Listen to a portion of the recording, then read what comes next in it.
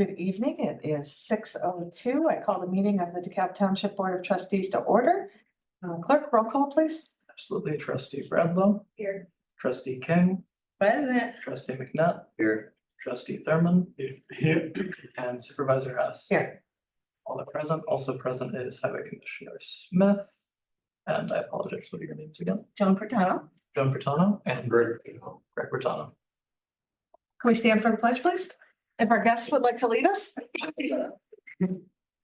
do you want? No, I don't. lead us in the pledge. I'll follow. I pledge allegiance to the flag of the United States of America and to the republic for which it stands, one nation, under God, indivisible, with liberty and justice for all.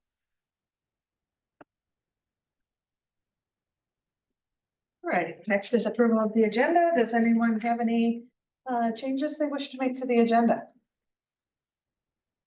Hearing none. All those in favor of the existing agenda, signify by saying aye. Aye. Anyone opposed, abstained? Okay, agenda is approved. Next we have presentations. Joan is with us tonight. She is a part-time staffer here. She helps with this massive project we are taking on at the cemeteries for the mapping project. One cemetery is complete and the other cemetery, Oakwood or Evergreen's complete. Oakwood is something she's working on now. So now that we have a lot to show you, I invited Joan in and she's going to show you the software. Could we get the mouse, please? Absolutely.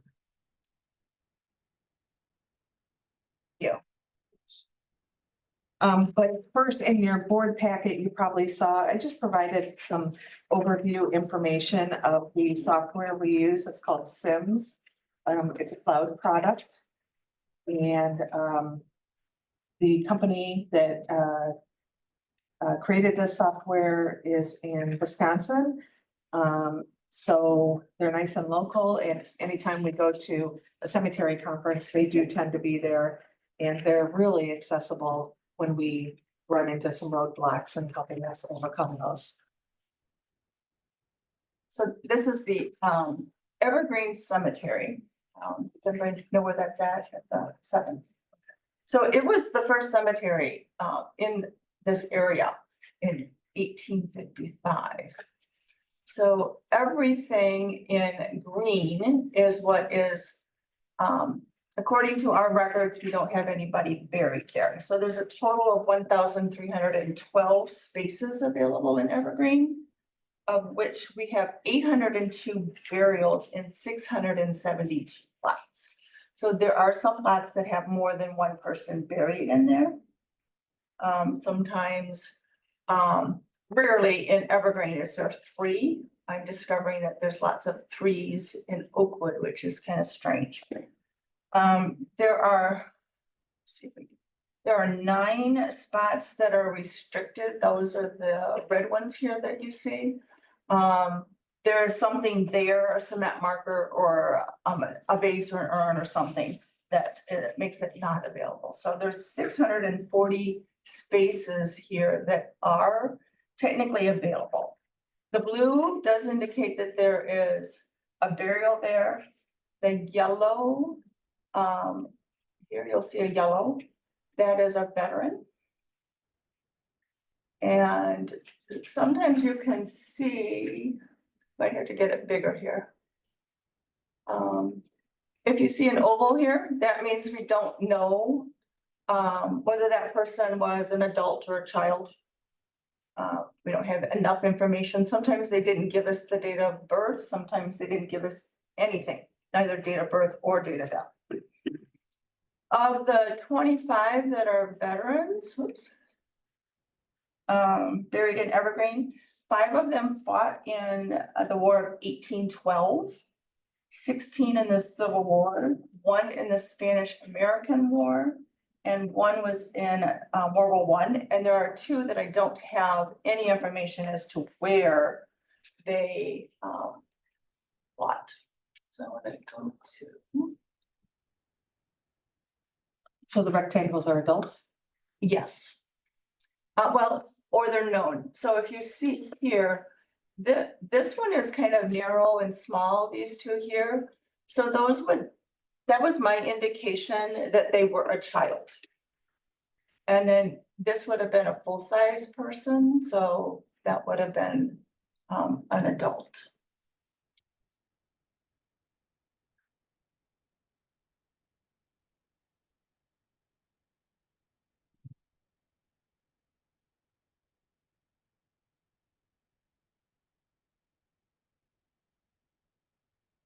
There's 10 spaces to each of these lots. And we have a veteran here. This is Merritt J. Simmons. In that one.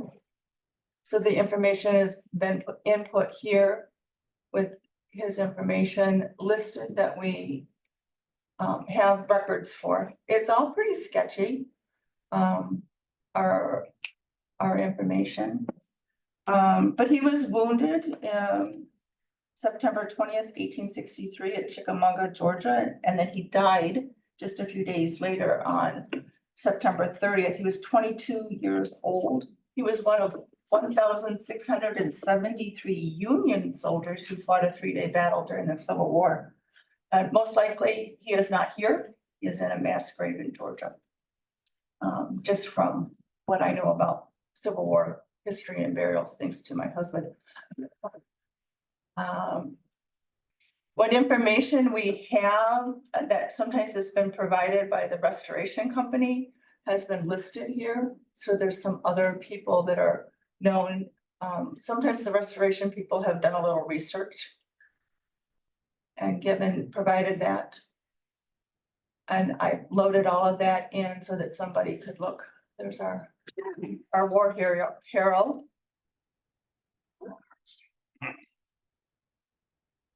And so that's been uploaded. If we did not have information on a restoration, I'm trying to figure out how I get out of this.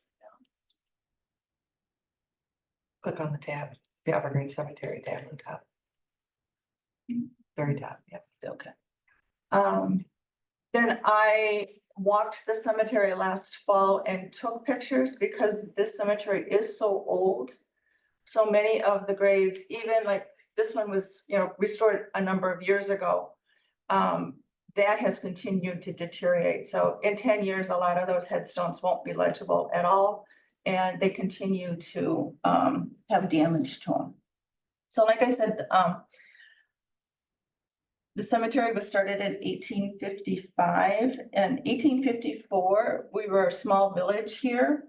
And there was a smallpox scourge, and they the records say it was nearly depopulated.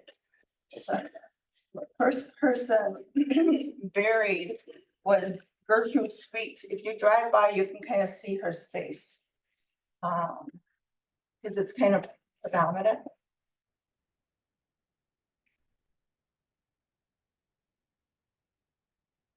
Is here.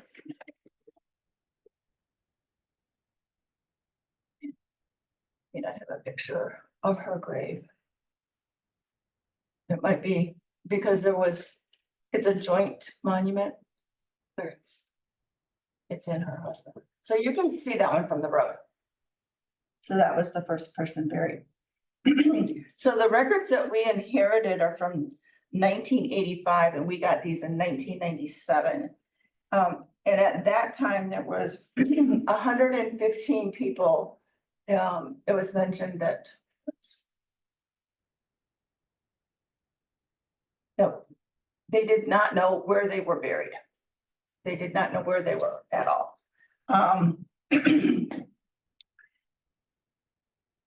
And so I was able to, on a couple of different levels, reduce that number to 43. This is a fictitious plot here of unknowns. So these are listed. I do not have any idea from any of the records where they are buried in the actual cemetery itself. So those green spaces may not actually be empty Yeah, because there's available 43, graves. there's 43 people here that might be somewhere in this green space. So do you know about what time of period did they start duplexing or triplexing up burial?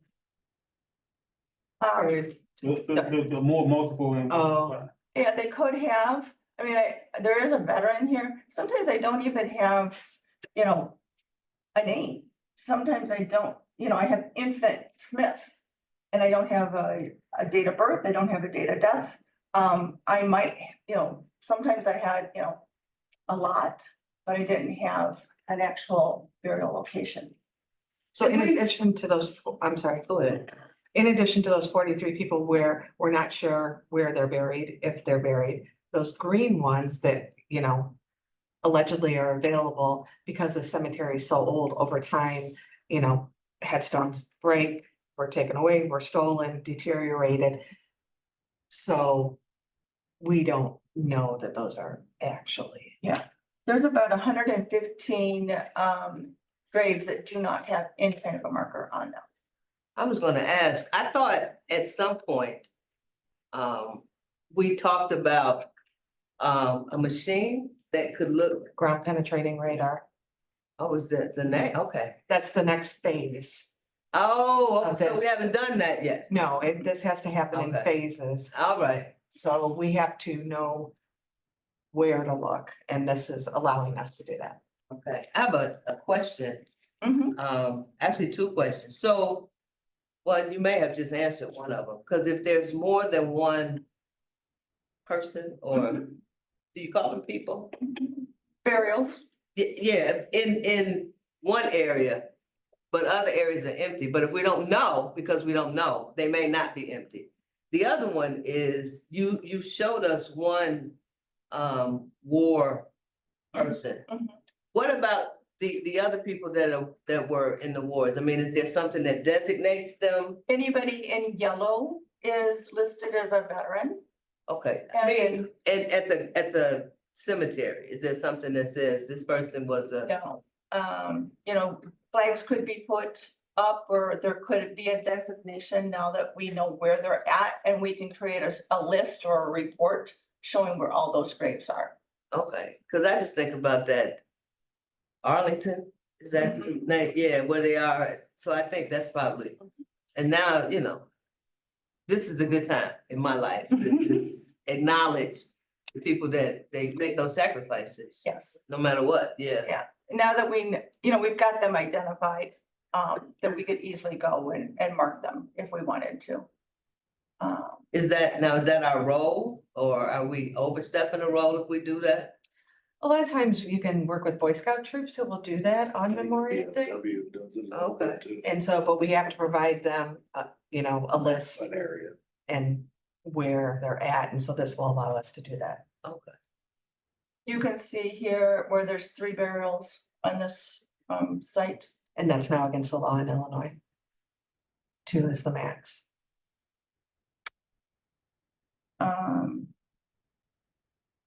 Well, 2 of them looks like well, 3 of them are related, I guess. Yeah, they usually are, and sometimes it would be, like a parent and then children Oh, that are buried in that. that's like an early mausoleum. Oh, and the person above them looks like they're Yeah, related too. there are quite a few family plots here. So like I said, there was a number of people we did not know where they were. Once I got all the information in, I did walk the cemetery. And I did find an additional 27 names that were not included in the records from 1985. So either I was able to find them on a headstone, or they had been buried since 1985. There's been a number of those. I did not include those. But we were able to, put those into the system. And then for those that were not known, I was able to, determine that their family was buried somewhere in the cemetery. So this family.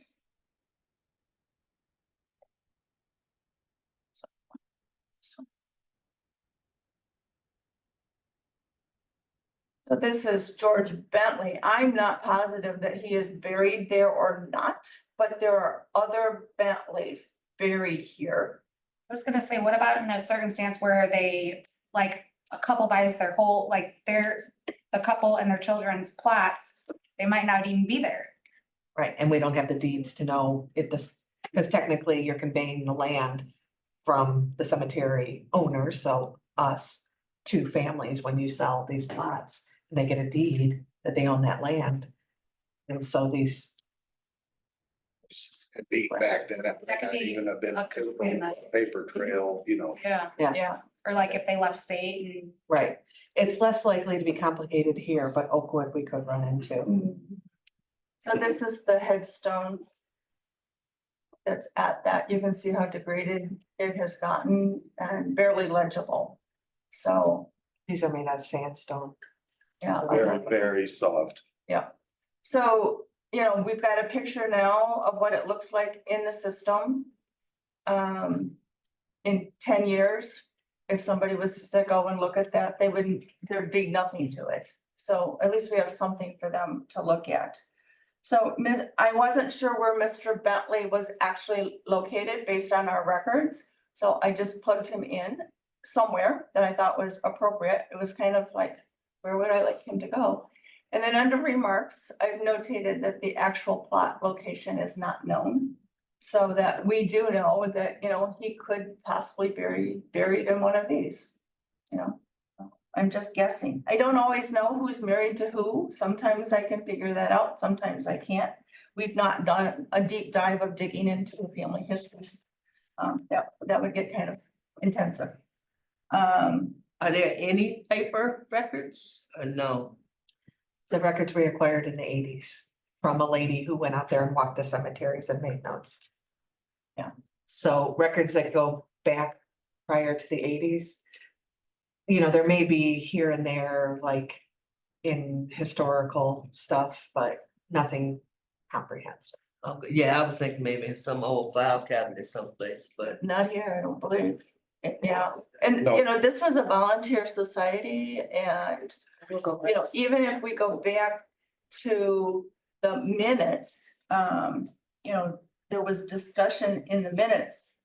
Cause the lady that did this had typed up some of the minutes, so we inherited selected typed minutes. I read through those minutes and first mentioned in November of 1879 was a whole issue with the deeds not being available or disappearing or missing, or that we need to replace this deed, or we're selling this plot to this person and we need a deed. I'm sorry, they had minutes from 1879. There's actually minutes from 1855. They're not the actual minutes, they're typed.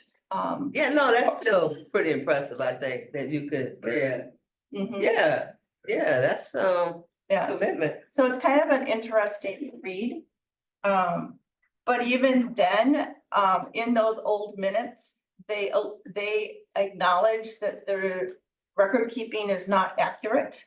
And so from the very early on, we had incomplete records. So from the They minutes, brought the minutes in. yeah, so from the minutes, it says, the incomplete condition of the records was notated in 1893.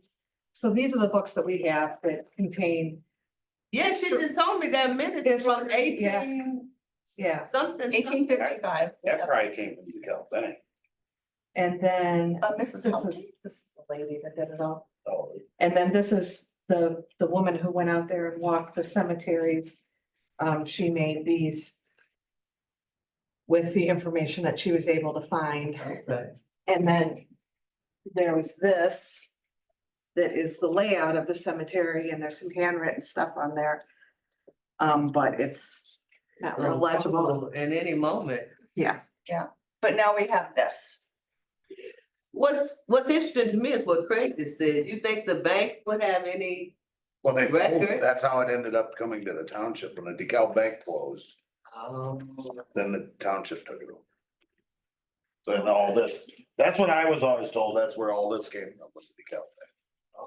That's a whole dissertation. I got a whole different perspective of cemetery work now. This was, You have no idea. No, I just never, I used to just think like, why is this such a big deal? But it is a big deal. it is a big deal, and this has been very complicated, trying to figure out where people are or how they were buried, and then I have spent hours walking the cemetery, looking for headstones and graves and trying to figure out where they're located with the GPS system that the software comes with, and trying to place that headstone in the right location. We had a lot of missing information. And, like I said, there's over 115 graves that don't have a marker at all.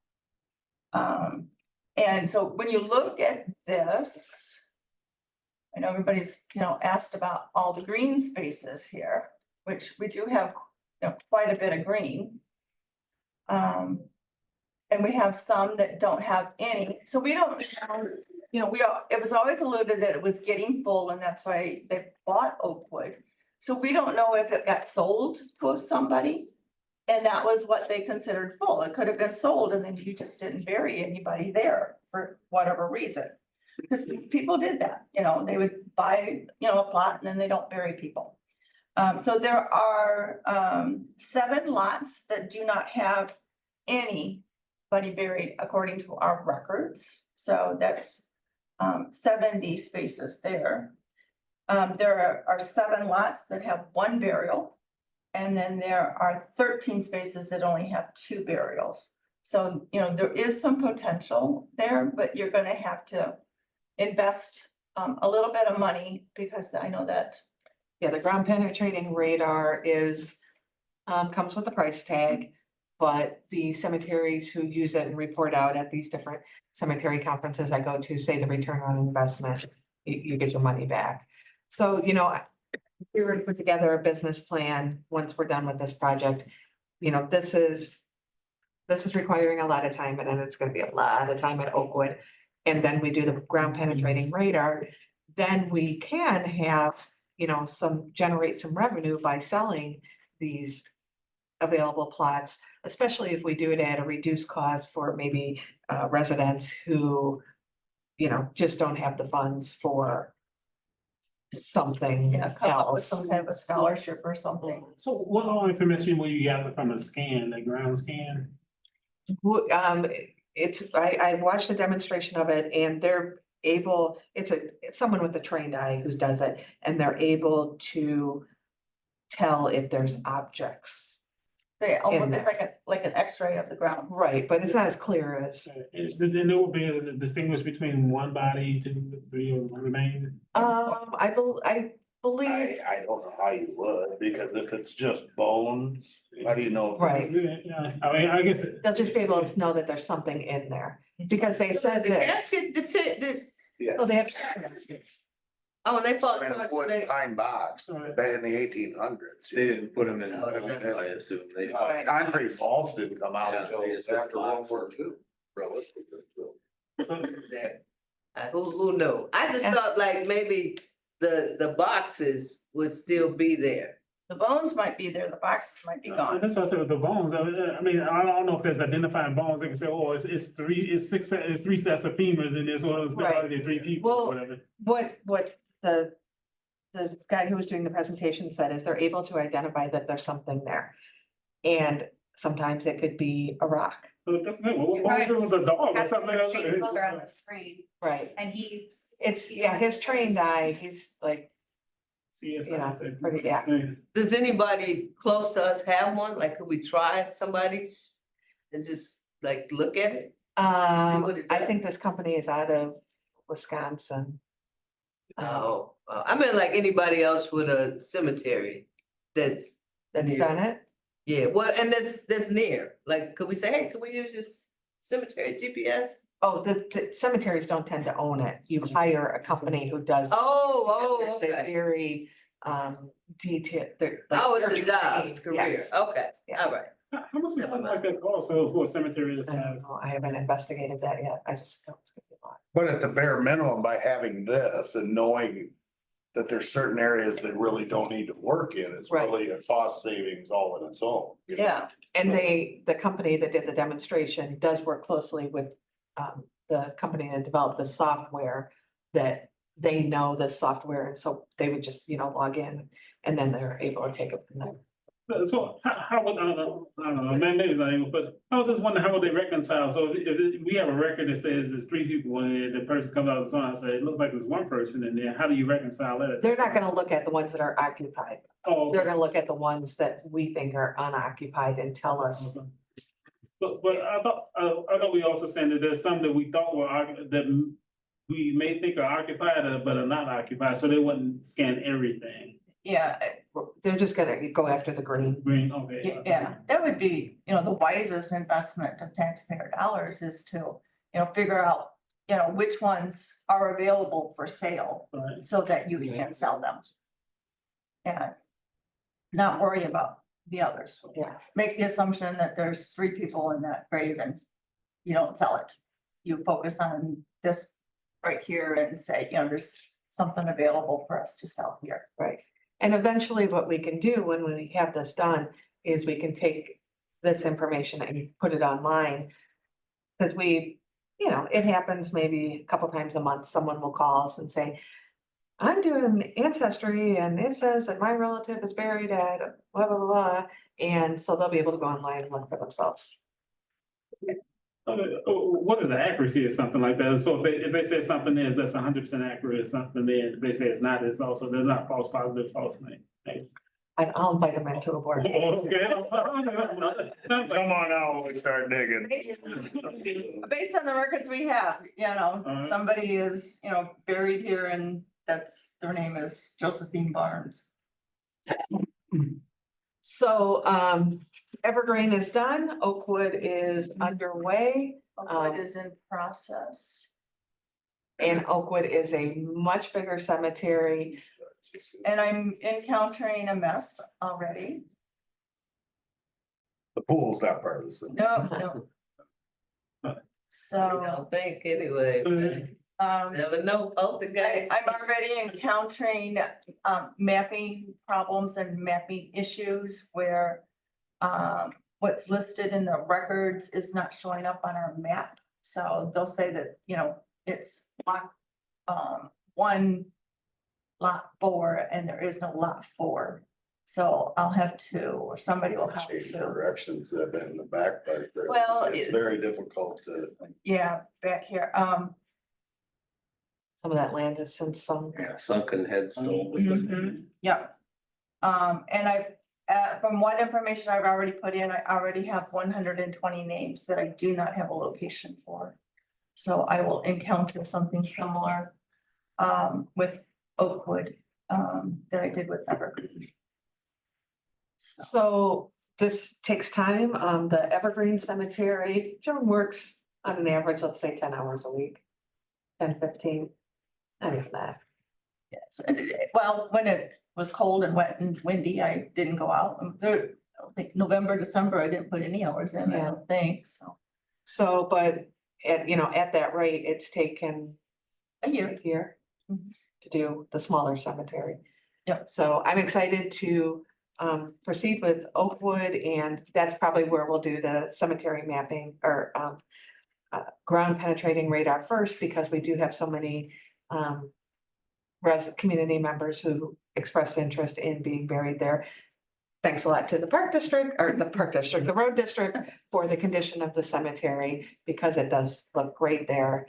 Yeah, that's- And it's the most kind of picturesque cemetery in our It's beautiful. DeKalb. It's absolutely It beautiful. is. So I'd like to.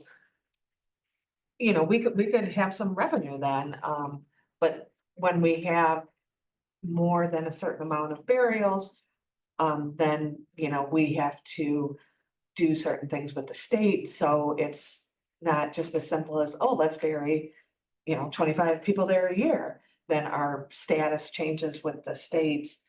And I don't know what that means for us. I haven't investigated enough. But you had said Evergreen is considered an inactive, Right, so technically we're not supposed to be burying people there. right. And Oakwood is, I forget what the state, partially exempt. because we do so few burials there. So that could all change, and then there may be more responsibility that has to be absorbed by someone for this. So it's been complex. And the great thing about this software is it does allow you to print out deeds when you do sell one. So, Just did that. Yep. So I just wanted you to know what we've been working on for, it's actually been probably about 2 years now, because investigating this software and making sure it was the right fit for us. I know Jody started that years ago, and, for whatever reason, wasn't able to move along with it, so now we have. well, and so many of the headstones have been restored, which is awesome. Yes, and the restoration company will be coming out again this summer to do more work. So who's responsible for financing the restoration? Is it the? If there's not a family member that we're able to contact, then it falls on us, because it's a liability to us if something were to happen. The ones that are tall and tip over it. Especially like the picture they showed that where there's very hard to read names, and those stones are very brittle and they're very, very old. I mean, well over 100 years old. To try to find someone that's attached to help pay for that would be an astronaut. You'd almost spend more money than just having to pay to fix the headstone, so. That's what I'm gonna say, this is township. Won't be enough. So any questions? Any more questions? No, it's- I know, it's fascinating. Very interesting. I see, I understand now, I do, Greg. What I've preached about for a long time. Right, I didn't get it, but now And I've walked these cemeteries a lot, and thank you to you and your crew, because they've done a marvelous job keeping the grounds up. And I've been out there when they've been mowing, and they're all very respectful, and they try not to blow grass on the graves, they try not to blow grass on me. I. And, you know, Fired for doing that. So, but they keep the weeds down around the graves. It's a lot, but they've done a great job, so Yeah. thank you. Well, thank you for that. No afterlife encounters. Anyways, I have talked to almost everybody in Evergreen, believe me. everybody's getting back. Right. Every once in a while, they have, because I found a headstone. Oh, okay. We take a help what we can get. You must have had some strange incidents over there, don't we? Next April 1st, I'm gonna have to pay a prank on you, put some little sound on Here, no. it. Found 27 people, wasn't on the list, so. Well, thank you. Thank you. Thank you. Thank you for your ongoing work with this and frustration you experience.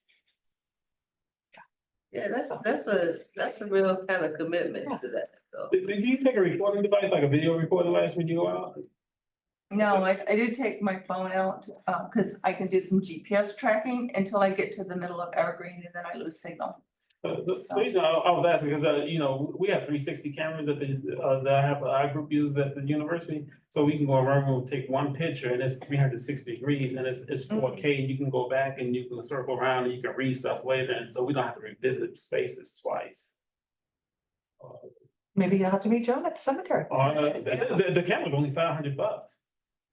Yeah, they're very cheap and at 360 or 4K and it's just really sharp images that you get from it. Is there another use for it outside of the cemetery, or is it just like we? They made to be like action cameras. People on motorcycles, they actually film videos with it, so you can reframe it later. So you take one picture and it takes a picture up top 360 degrees. Yeah. I was happy to get a picture of the front of the headstone. And we have, through our Verizon account, we have ordered a tablet so that she can go out and use the tablet because of the GPS option. Then she can do data entry right there at the cemetery. Very cool. Thank you. Really cool. Thank you. You're welcome to stay for the rest of the meeting. You can go. Okay. Don't feel obligated. All right, public comment? Any comments from the public? Well, I thought my wife did a wonderful job. I didn't say anything. Next. We agree, yeah. And you feel like I'm a slacker. Gee, what do you mean? And then she also helps out at the front desk. Yeah, every once in a while when you're short staffed. Now, did you volunteer to do the cemetery or did somebody ask you? That's it. I mean, I did ask. No, once I found out she had an interest in it, I'm like, oh, you like cemeteries? Let me talk to you about a I project. thought I was the only strange person. Okay, I didn't realize you had an interest in the cemetery. Yeah, and so Mary had heard, my husband is a Civil War buff.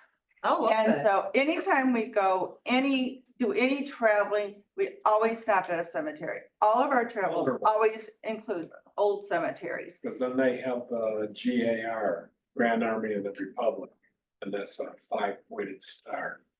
There's a Civil War guy, come over that way. I'll be done. So we walk, and Mary had heard me one time talking about walking a cemetery. She goes, oh, well, do you know? Oh, okay. Yeah. Okay. And so when I was working here, I started looking at the records and investigating the software and transferring data.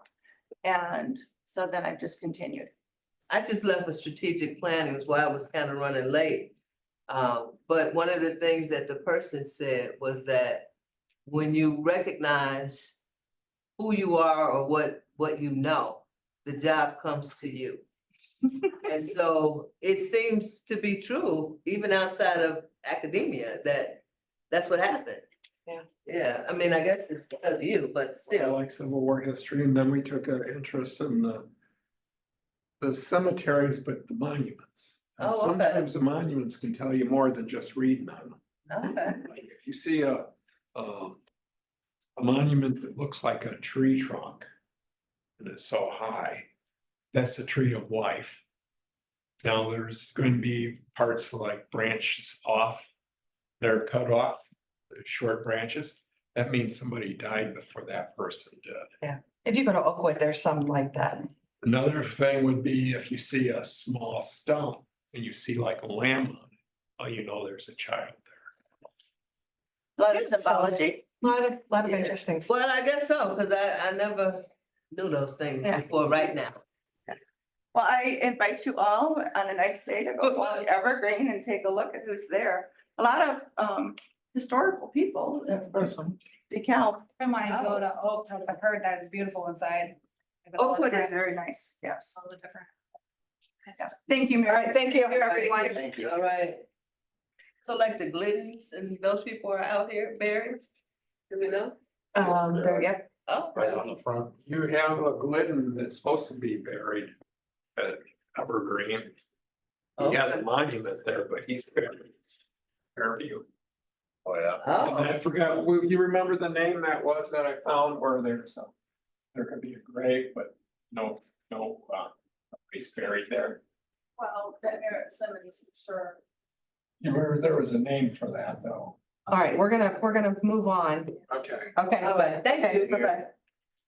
All right, but on to reports, supervisors' reports. On page 12 and 13 are some upcoming events. Some of the past events are the electronics recycling happened on June 15th and 150 people were served at that. And then on June 27th is when we had our transponder return event. And it was insane. That's it. We were expecting maybe 100 people. There was probably 400 to 500 who showed up. It was a traffic nightmare. We had to turn people away. Traffic was backed up almost to Fairview. People were parking in the grass here. People were driving from 2 hours away to the event. So that was an indication to us that we need to have more of these because we were the first in the community to do it, maybe even in the state. But they, How did you turn the people away? Casey and I were standing out in the street outside the parking lot, telling people there's no capacity. And I mean, people showed up at like 8:30 and the event started at 10. Jeez. It was insane. It was it's busiest I've ever seen this place. So, there were 3 IPAS representatives here. They handed out 800 of the stickers. And they didn't keep great records, but they estimated they served about 175. So one of the things, Kim was great. She kept relatively calm, better than I did. She started taking people's names and phone numbers. And at the end of the day, we talked to the iPass people and said, is there any way you can get back here and we can serve the people on the wait list? So they did come back on July 2nd. We had appointments for everyone, so we were able to serve 110 people there. The day after the disastrous event, it was a Friday, I did call WLBK to issue a public apology because there were some people who were upset, and I just, wanted people to know that we did not expect that kind of turnout. So I talked to Dan and he recorded me, did the public apology. Later that day, Bill McMahon from Branda's called, and on the radio, I said that we'd be having another event in August. He offered to let us use Branda's for free. So we'll be having our event there on August 1st. And then another event on September 12th with the evening hours to serve people who work. In those two events, we already have 100 appointments scheduled. Wow, that's crazy. Yeah, so the Branda's event, it'll be partial walk-ins, partial appointments. And that parking lot will serve us much better. So, yeah. And Crazy. they'll both be at Branda's, August and September. No, the September 12th will be here, but it'll be appointments only, and I think it's fewer hours. So, yeah, so if you hear any feedback in the community, we have tried to correct. That's from 1 to 7, but we've tried to correct and serve more people. The cemetery paving project, after a few delays, that finally started last week. And Craig has been very helpful with that, and monitoring it and talking with the construction crews. So they were able to do the earth excavation, 10 inches. Approximately. 10 feet wide, I think it was. Then they have put new gravel in, and that's all been tampered down, which it'll remain that way for a couple of weeks to settle. It already is a huge improvement. And I don't know if I would add this, would you add anything? No, it's just, it needs weather and moisture is a positive, so the rains we've been getting, that it's all positive. And we're doing blacktop then? Seal coat tar chip. That's it. Okay, It was less expensive and that holds up pretty good. basically, yes. Low volume traffic and stuff, so. And they'll do that. And then we'll fog coat it. When they were coring, there was approximately at the most, maybe 2 inches of gravel on Really? what seemed like a lot of topsoil, which is organic material, is not what you wanted. That's a problem. Yeah. So, it much needed, I would say, much needed over there, so. So that'll be a big improvement for being able to keep the cemetery open year round and. Be all mushy. Yeah.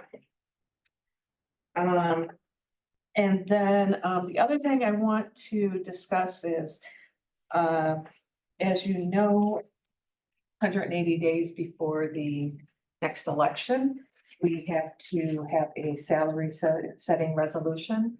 The election's on April 1st, so November 20th, 2024 is our deadline. So we'll obviously aim for even the October meeting to get that done.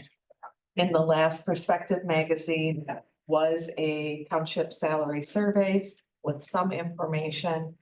In addition to that, we were contacted by Collinsville clerk, who was gathering information from townships of relatively the same size. I was able to reach him, and he has not finished putting it together. He hopes to pass it at his August meeting. So that information will be coming in. But I feel like needs to be a collaborative effort. I don't wanna do this by I myself. actually emailed him, so, he hasn't gotten back to me, but my, I was pretty much gonna say something. Okay, I'm sorry. No, that's fine. So just, Nancy, do you wanna assume the lead on this then, and then reach out to the other trustees and me as needed? And, It's fine. I don't know how, I know Kevin Flavin did it last time. You guys are probably more familiar with. I don't know if he involved multiple. I'm not. And, I've never done it before, so I need Yeah. someone to know something. yeah, he didn't involve us. Okay, No, I mean, we just, they brought the numbers and we looked at everything and tried to decide what was fair and, Mhm. you know, get parity between other townships our size and, okay, you know, be responsible and all that stuff, Yeah. all at the same time. right. So I And don't you're kind- remember what we came up with last time, 2.5s or 3s, or whatever. I don't remember. Yeah, and then, I mean, you have to be cognizant of the Open Meetings Act, so, you know, as far as email communications. Yeah. So just wanted to make sure that that's on the radar. And when I get that from the clerk, I'll then. Okay. forward it to you. Well, hopefully he just sends to me too, so. Yeah, exactly. Can we Um, look back to see what Kevin might have done way back when? Yeah, I can look back through the minutes and Yeah, see if there's. like Oh, yeah, maybe get us a copy of the minutes. Maybe there's something that, cause I honestly don't remember what he did. Yeah, there would have been conversation about it. We talked about it. Yeah, he had a discussion with myself. I know he had a discussion with Rich, at the time Nancy Tabota. yeah. I remember him discussing it in a board meeting, because that's about the time I came supervisor or trustee. Yeah, I just So, don't remember. but yeah. I don't know the meat, potatoes of the discussion. Right, I think he did a presentation on what his findings were, and then. So does it normally like increase by a certain percentage? That's how we did it last time. We just. It always- Because I feel like it needs to increase. I mean, inflation's insane right now. So, Yeah, I we, don't know, we'll figure it out. I think we raised it by 2.5 or 3 per year. I know there were some years prior to that where the raises outpaced inflation. So then, There was Yeah, a that's true phrase, too. there was a phrase, yeah. And then we just kind of kept it on par with, you know. You know, if you give raises that equal inflation, then you'll be given, you know, 25% raises. Yeah. And then if the inflation goes down. Yeah, and then the salaries are gigantic, so it's, That's, inflation factors in, but you can never match raises to inflation or. Right, right, and you're setting this for 4 years. yeah. And So, we set it? We set a pay raise each year each at year. a certain percent. It's always, it's so, I mean, I think, you know, being one of the longest people here, it's always been some sort of an increase per year. This Yeah. last term, I think the first year, we did think we not did do a an 0. increase. Yeah, And then we did the following 3 years. Yeah. So, I'll email you all the resolution so you can see what the final result was. But I don't know, and I'll look through the minutes to see if there's anything that Kevin presented that would be helpful. So, you know, November's gonna be here in the blink of an eye, so. Yeah. And that's all I have. Is there any questions? Okay, clerk's report? Yeah, I'm sorry, I have a bit of a downer for this report, but I think it's something that we all should be aware of as a community. So unfortunately, there's been someone in the DeKalb and Sycamore area that has been placing nails behind the tires of people with pride flags in the window. And so my roommate and I both got our tires popped. But I know that I'm not the only one. So all I ask is that you spread the word throughout the community and make sure to check for these nails, because I know looking online on Facebook groups, I'm not the only one that this has happened. Oh, I hadn't heard I that. had, It's dangerous, it's irresponsible, it's unacceptable, it's cowardly, it's a number of other things. And if we can prevent anyone else from having the same thing that happened to me and my roommate, I think that would be a great service. Yeah. That's all. So you all told the police? I think my roommate did, yeah. But, Well. That's awful. and this is not the only year this has happened apparently also.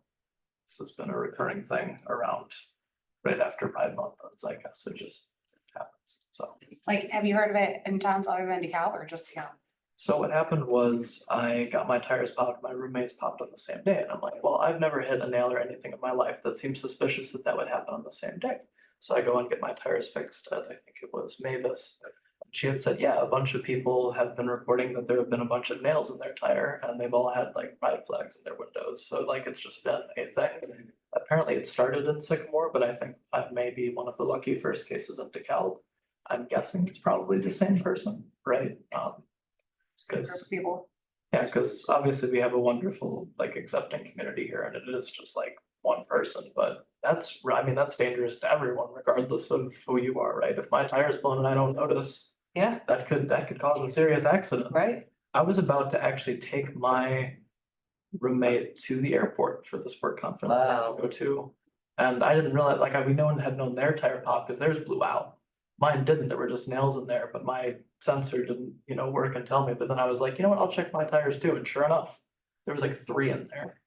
And They're putting them directly in the tires? no, they're putting it like right behind the car, so when I back up, it hits, because my neighbor that parks like next to me also got some in his.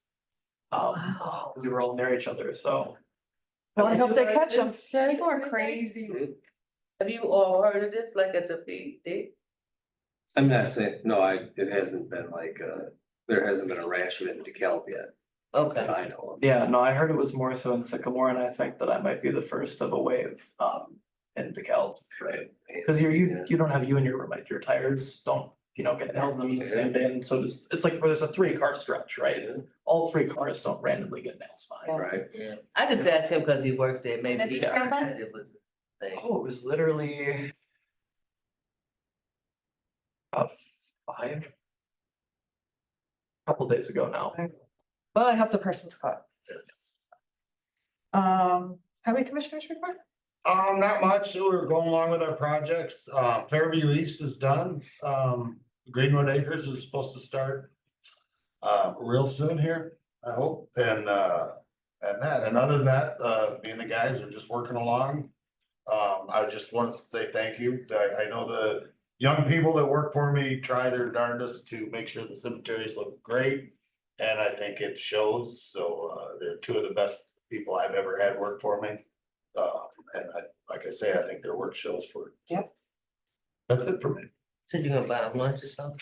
No, they get paid. Assessor Dyer couldn't be here tonight, but he left me a note that the assessment workbooks were turned in June 19th. And one of his deputy assessors is in class again, continuing his work toward his CIAO designation. Trustees reports, trustee Thurman, No report. trustee McNabb, no report. trustee King, Only that summer school students are here. That's all. trustee Bradlam. I was just gonna mention the pay raise thing, and then that Mary and I are doing the Family Fun Fest next Wednesday at Hawkins, representing the township. And then hopefully we'll have a COI meeting next week. Yeah, we haven't had one in 2 months because of lack of quorum. So, and we have a COI grant to approve or to review, so. All right, so let's move on to bill paying. Can I get a motion to approve the June audit report in the amount of $209,723.88? And the July bills to pay in the amount of $123,145.96. So moved. Second. Discussion? Oh, question. Are these grant disbursements, are they a part of those? That's the general assistance. Oh, okay. That's a new feature in the packets every month, just because of transitioning to the gift cards, you're able to see how money is being dispersed. Okay, I was wondering like. Yeah. I thought maybe this was related to The Husky Ridge Fire. Yes, So there's a couple in there that are related to the fire that we were helped out with their okay. security deposits. Okay, any questions? No questions? Roll call, please. Trustee Bradlow, Yes. trustee King, Aye. Nutt, Yes. trustee Thurman. Aye. Supervisor House. Yes. 5 ayes and 0 nays, the motion. Can I get a motion to receive, file, and approve the treasurer's June budget reports? So moved. I'll second. Questions or discussion? None, roll call, please. Trustee Nutt, Aye. trustee King, Aye. trustee Bradlow, Yes. trustee Thurman, Aye. supervisor House. Yes. 5 ayes and 0 nays, the motion passes. Okay, no unfinished business, new business. Can I get a motion to approve the minutes of the regular Board of Trustees meeting, June 12th, 2024? So moved. I'll second. Discussion? Format's a little bit different, just because we have a template for the recording secretary, so that's why they look a little bit different. Any other questions? All those in favor of the approval of minutes signify by saying aye. Aye. Aye. Anyone opposed? Abstentions. Okay. This is no old business, executive session, we're gonna table that till next month. Just to review our regular 6-month review of meeting minutes. Other business, we have our Committee on Youth meeting next week on July 16th. And our next regular Board of Trustees meeting is August 10th. With that, I'll take a motion to adjourn, please. Before we do that, can I just say, we did miss you. And we scrambled a bit to figure out how to make it all happen with that. So in those moments when you go, oh, we can make it without you, we managed, but it was if they miss me. a bit of a scramble, so.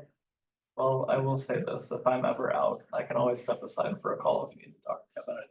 So even if I'm on a work trip, which may happen again when my term here is done, that's always something you're allowed to do, so. Oh, Good to know. I said that, yeah, it's like, oh my goodness, Okay, so, come upon the heavens. I will make a motion to adjourn. Second. All those in favor, signify by saying aye. Aye. Anyone opposed? Abstentions? All right, we're adjourned at 6:59. Yeah, so that's why I couldn't pass mine. Yeah, Oh, yeah. Did you try?